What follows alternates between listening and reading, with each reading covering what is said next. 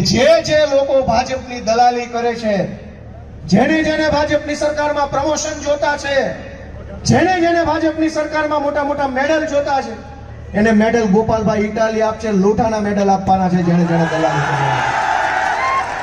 દોસ્તો, કેટલાક અધિકારી હારા છે, પણ બાકીના બધાને અત્યારે પ્રમોશન જોતા છે, પૈસા જોતા છે, સારી જગ્યાએ પોસ્ટિંગ જોતા છે.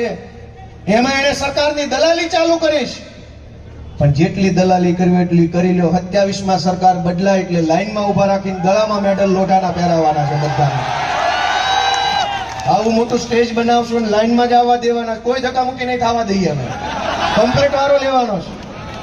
દોસ્તો, જનતાને રીબાવે છે એને છોડી નથી દેવાના. તમારું હું માનવું છે બધાનું?